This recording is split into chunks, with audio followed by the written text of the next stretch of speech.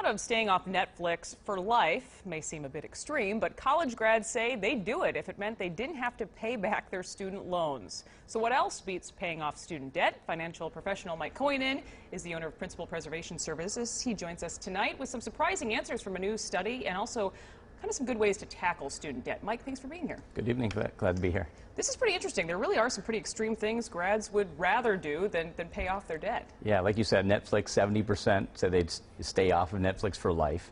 Half said they'd eat burnt toast only for 3 years or be off Wi-Fi for 5 years, which is crazy. I think the most extreme is 18% said they swim in shark-infested waters for an hour just to avoid paying their student loans. Wow, extreme is right.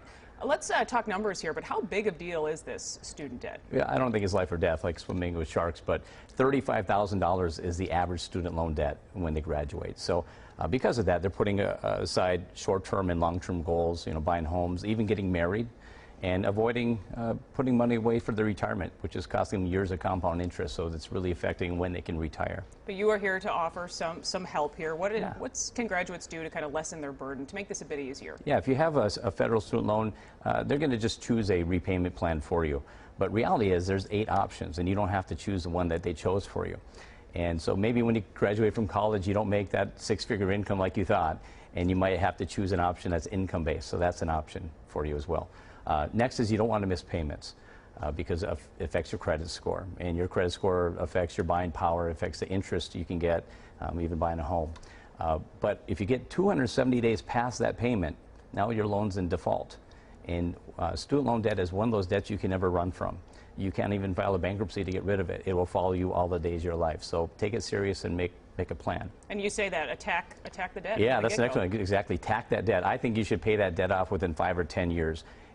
Here's the situation. You have a $35,000 student loan debt, and you can stretch it out over 30 years, and it'll save you $170 a month as opposed to paying it over 10. But you're going to spend $34,000 in interest. So avoid doing that. Just attack it. Avoid those latte runs like we talked earlier. Just be a little more disciplined early on and get that debt paid off. That's right. Not that we're making latte runs or anything. No. But we really should be thinking long term. Absolutely. And then lastly is long term is because your first day of work at your job should be planning for your last day of work.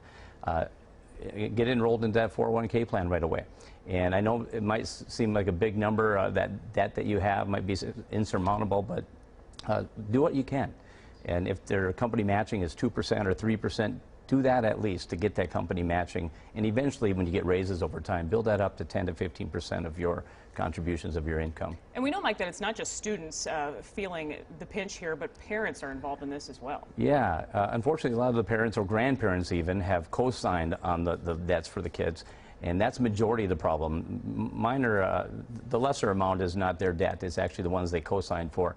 And some of them just committed or obligated themselves to pay that debt when financially it didn't fit their situation to do so. So now they've affected their retirement. They're retiring later in life. They've skipped going to doctor visits or taking medications because of this impact on them financially.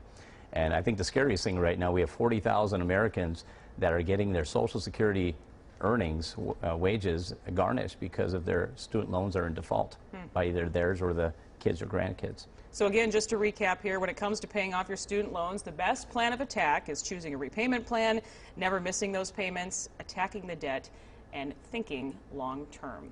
Mike Kojonen, thanks again for being here tonight. Glad to be here. We do appreciate it. We do have a link to Principal Preservation Services if you just head to WCCO.com.